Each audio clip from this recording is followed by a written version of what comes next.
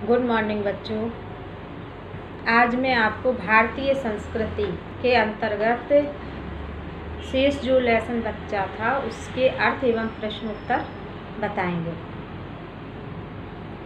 भारतीय संस्कृति डॉक्टर राजेंद्र प्रसाद द्वारा लिखित है। आज हम इसी निर्मल, शुद्ध, शीतल और स्वस्थ अमृत की तलाश में हैं और हमारी इच्छा, अभिलाषा और प्रयत्न यह है कि इन सभी अलग अलग बहती हुई नदियों ने अभी भी उसी तरह बहता रहे और इनको वह अमर तत्व देता रहे जो ज़माने के हजारों थपेड़ों को बर्दाश्त करता हुआ आज भी हमारे अस्तित्व को कायम रखे हुए हैं और रहेगा। यहाँ पर लेखक ने बताया है कि जीवन की जो सत्यता है, जो अमृत है, वह व्यक्तियों के अंदर हमेशा व्याप्त रहती है। भले ही प्राकृतिक रूप से अनेक आपदाएं आएं, लेकिन मानव की जीवनी शक्ति हमेशा जीवित रहती है, उसके जीने की इच्छा हमेशा जागृत रहती है। इतिहास गवाह है कि प्रकृति ने हजारों बार अपनी विषमताओं को बिखेरा है, मनुष्यों के सामने समस्याओं को खड़ा कर दिया है, लेकिन उन सब को सहन करके मानव फिर से जीने के लिए तैयार हो उठा है। यह हमारे भारत देश और हमारे प्राणियों की विशेषता है और सभी के अंदर आत्मानंद की प्राप्ति की इच्छा रहती है। इसमें इकबाल कवि ने कहा है, बाकी मगर है अब तक नामो निशा हमारा, कुछ बात है कि हस्ती मिटती नहीं हमारी, सदियों रहा है दुश्मन दौरे जमा हमारा। कि प्रकृति ने कई बार समस्याएं उत्पन्न की, कई बार आंधी, तूफान, बाढ़ आदि आई है, लेकिन हम भारतवासियों का अस्तित्व फिर भी कायम रहा, जीवनी शक्ति फिर भी जीवित रही। ये हमारे यहाँ की विशेषता है। चाहे सदियों से दुश्मन देश बने रहें, लेकिन हमने कभी भी ऐसी गुलामी भरे देश में, गुलामी के समय में भी कई महापुरुषों ने जन्म लिया। यह एक नैतिक और आध्यात्मिक स्रोत है जो अनंत काल से प्रत्यक्ष या अप्रत्यक्ष रूप से संपूर्ण देश में बहता रहा है कि समस्याओं में भी जीवनी शक्ति को प्राप्त करना, अपने भाग्य को ढूंढना और उसी के अनुसार कार्य करना, ये हमारे भारतवासियों की विशेषता है और कभी कभी मूर्त रूप लेकर हमारे सामने आता है। यह हमारा सौभाग्य है कि हमने ऐसे ही मूर्त रूप को अपने बीच चलते फिरते, हंसते रोते भी देखा है और जिसने अमृत की याद दिलाकर हमारी सूखी हड्डियों में नई मज्जा डाल हमारे मृत प्राय शरीर में नए प्राण फूके और मुरझाए हुए दिलों को फिर से खिला दिया। यहाँ पर लेखक बता रहे हैं कि विषम परिस्थितियों में भी कई महापुरुषों ने जन्म लिया और अपने विद्वता भरे उपदेशों से हमारे निस्तेज प्राण में प्राण फूंक दिए, चेतना फूंक दी और हम फिर से जीवन जीने के लिए तैयार हो उठे। वह अमृत सत्य और अहिंसा का है और यह विशेषता सत्य और अहिंसा की है कि हमेशा सत्य धर्म का पालन करो और किसी की हिंसा मत करो, किसी को परेशान मत करो, जो केवल इसी देश के लिए नहीं, आज मानव मात्र के जीवन के लिए अत्यंत आवश्यक हो गई है। हम इस देश में प्रजातंत्र की स्थापना कर चुके हैं, जिसका अर्थ है व्यक्ति की पूर्ण स्वतंत्रता, जिसमें वह अपना पूरा विकास कर सके और साथ ही सामूहिक और सामाजिक एकता भी। व्यक्ति और समाज के बीच में विरोध का आभास होता है। व्यक्ति अपनी उन्नति और विकास चाहता है और यदि एक उन्नति और विकास दूसरी उन्नति और विकास में बाधक हो तो संघर्ष पैदा हो जाता है। इसमें लेखक ने बताया कि हम मानवों का ऐसा स्वभाव है कि सभी एक दूसरे के सुख दुख का ध्यान रख कर के कार्य करते हैं, तभी तो अनेकता में एकता दिखाई देती है। और इसी भावना को लेकर के आज प्रजातंत्र की स्थापना हुई है कि प्रजा के द्वारा प्रजा मानव हर सत्कार्य को करने के लिए पूर्ण रूप से स्वतंत्र है। इससे जब मानव बंधन में नहीं रहता है तो स्वेच्छा से, अपनी इच्छा से वह कई प्रकार के संघर्षों को करके वो कर दिखाता है जिसकी कि किसी ने कल्पना भी नहीं की। तो इस प्रकार से हम उन्नति करके समाज व देश की भलाई कर सकते हैं। और यह संघर्ष तभी दूर हो सकता है जब सबके विकास के पथ अहिंसा के हैं। और हम स्वतंत्र रूप से कार्य तभी कर सकते हैं जबकि हम एक दूसरे के समस्याओं को, एक दूसरे के सुख दुख को ध्यान में रख कर के आगे बढ़ें। तभी जा कर के हम अपने कर्तव्य का पालन कर सकते हैं और तभी हमारे देश और समाज की उन्नति हो सकती है। हमारी सारी संस्कृति का मूल आधार इसी अहिंसा तत्व पर स्थापित है। जहाँ जहाँ हमारे सिद्धांतों का वर्णन आया है, अहिंसा को भी उसमें मुख्य स्थान दिया गया है। जैसे जैसे हमारे जीवन जीने के नियम बनाए गए, तरीके बनाए गए, उनमें सबसे प्रमुख स्थान अहिंसा का है कि किसी के साथ भेदभाव मत करो, क्योंकि यहाँ पर अनेक धर्म, जातियाँ, संप्रदाय के लोग रहते हैं। तो सभी का सम्मान करो, सभी धर्मों का सम्मान करो, क्योंकि सभी धर्म हमें अमृत प्राप्ति की ओर ले जाने में अग्रसर करते हैं। सबका अपना अपना महत्व होता है, सब में वही विशेषताएं भरी हुई हैं जो एक में है। अहिंसा का दूसरा नाम त्याग है और हिंसा का दूसरा स्वार्थ है।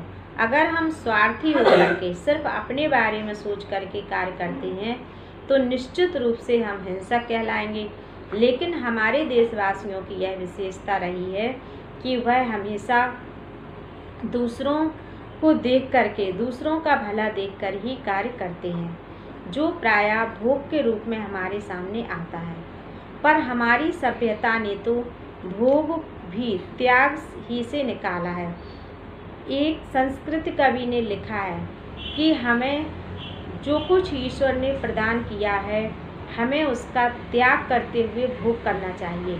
त्याग करते हुए का मतलब है कि हमें वह अपना नहीं, जो हमें सुख संपदाएं ईश्वर ने प्रदान की हैं, हम उन्हीं में चिपके ना रहें, उन्हीं का चिंतन ना करें, उन्हीं का मनन ना करें, बल्कि हम ये समझें कि जो सुख और संपदा हमें प्रदान की गई है वो ईश्वर की है और वो हमसे कभी भी ले सकते हैं।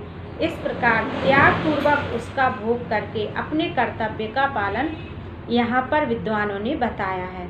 और भोग भी त्याग में ही पाया है।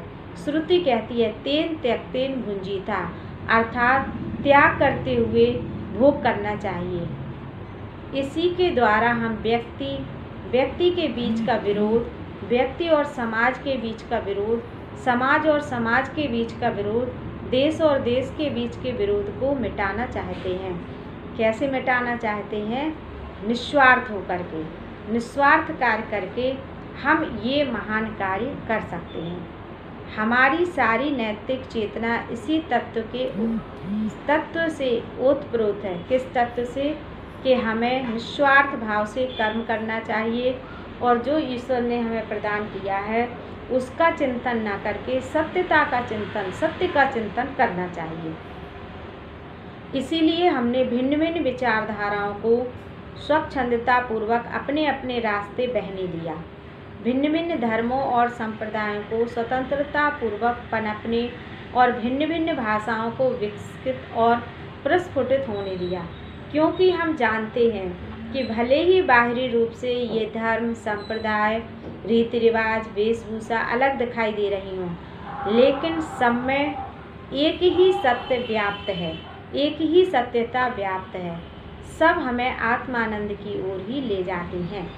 भिन्न भिन्न देशों की संस्कृतियों को अपने में मिलाया और अपने को उसमें मिला दिया, और देश तथा विदेश में एक सूत्रता तलवार के जोर से नहीं बल्कि प्रेम और सौहार्द से स्थापित किया।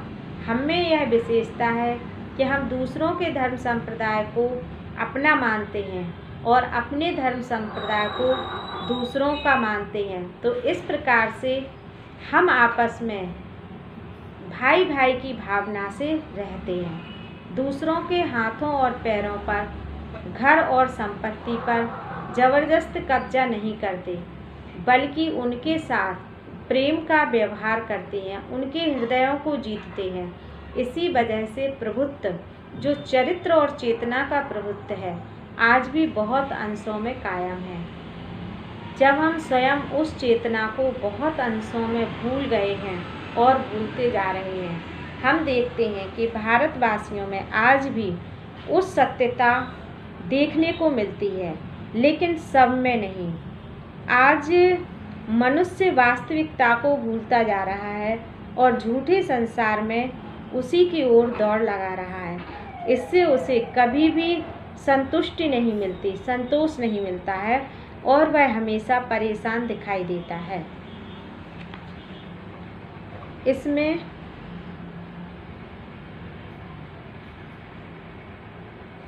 चौथा गद्यांश है, आज हम इसी दौरे जमा हमारा।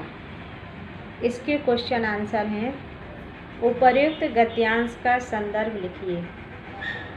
प्रस्तुत गद्यांश हमारी पाठ्य पुस्तक हिंदी के भारतीय संस्कृति नामक शीर्षक से अवतरित है। इसके लेखक डॉक्टर राजेंद्र प्रसाद जी हैं। रेखांकित अंश की व्याख्या कीजिए।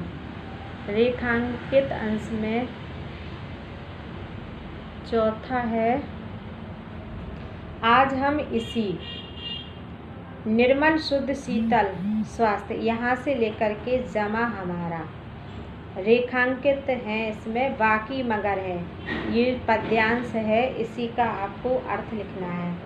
तो प्रस्तुत पद्यांश में कवि ने, लेखक ने बताया है कि इतिहास गवाह है कि हमारे भारत देश में या हमारे जीवन में अनेक प्रकार की समस्याएं आईं, लेकिन उन समस्याओं से जूझ कर भी हम भारतवासी फिर से जीने के लिए उठ खड़े हुए और सदियों हमारा देश गुलाम रहा। लेकिन इस गुलामी भरे देश में भी, गुलामी भरे माहौल में भी हमने कई महापुरुषों को जन्म दिया और कई महापुरुषों के उद्देश्य को सुनकर हम उन्नति की ओर उठे हैं। तो यह हमारे देश की वास्तविकता और विशेषता है। तीसरा प्रश्न है, कवि इकबाल ने क्या कहा है, अपने शब्दों में स्पष्ट कीजिए।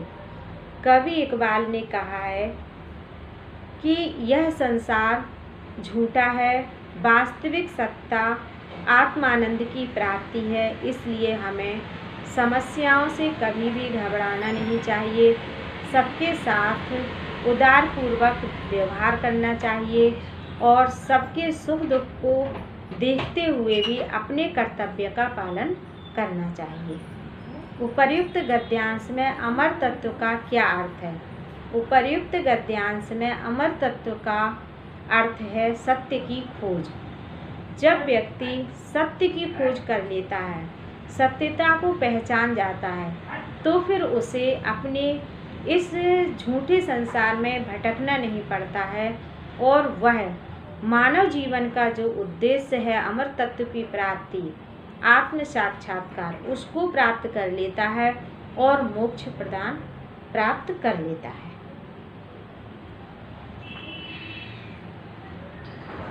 इसके बाद पांचवें गद्यांश के प्रश्नोत्तर हैं। यह एक नैतिक, इसमें पहला प्रश्न है, उपर्युक्त गद्यांश का संदर्भ। संदर्भ आपको उसी प्रकार से लिखना है। रेखांकित अंश की व्याख्या। इसमें रेखांकित अंश है, हम इस देश में प्रजातंत्र की स्थापना कर चुके हैं, जिसका अर्थ है व्यक्ति की पूर्ण स्वतंत्रता, जिसमें वह अपना पूरा विकास कर सके और साथ ही सामूहिक और सामाजिक एकता भी। व्यक्ति और समाज के बीच में विरोध का आभास होता है। प्रस्तुत पंक्तियों में कवि ने बताया है कि हम एक दूसरे के सुख दुख को ध्यान में रखकर अपने कर्तव्य का पालन करें, और भले ही हम बाहर से अनेक दिखाई देते हों, अनेक प्रकार के दिखाई देते हों, लेकिन सब में एक ही सत्यता का आभास होता है। सबकी भावनाएं एक ही प्रकार की हैं। इसी बात को ध्यान में रखते हुए प्रजातंत्र की स्थापना हुई। प्रजातंत्र के माध्यम से लोगों ने स्वतंत्र रूप से अपने जीवन का विकास किया और उतनी उन्नति की जितनी की कल्पना भी नहीं की जा सकती है, क्योंकि जब व्यक्ति स्वतंत्र रूप से कोई कार्य करता है तो कई बार उस कार्य में उसे असफलता भी मिलती हैं, लेकिन उन असफलताओं से भी वह कुछ सीखता है और सीखते हुए वह अपने लक्ष्य को प्राप्त कर लेता है। तो इस प्रकार व्यक्ति और समाज के बीच में विरोध का आभास तभी होता है जब मनुष्य स्वार्थी होकर अपने कार्यों को पूरा करे। अगर व्यक्ति निस्वार्थ भाव से, निष्काम भाव से कर्म करता है तो निश्चित रूप से किसी भी प्रकार का समाज और देश में कोई विरोध उत्पन्न नहीं होता है। तीसरा प्रश्न है इसका, नैतिक और आध्यात्मिक स्रोत को स्पष्ट कीजिए। नैतिक स्रोत का मतलब है जो हमारे नियम और कानून बनाए गए हैं, वो नियम और कानून भी उसी प्रकार से बनाए जाएं कि मानव जन्म का जो उद्देश्य है, आध्यात्मिकता की प्राप्ति, ईश्वर की प्राप्ति, आत्मानंद की प्राप्ति, वो होती रहे, जिससे कि मनुष्य को अपने लक्ष्य को पूरा करने में सहयोग मिले।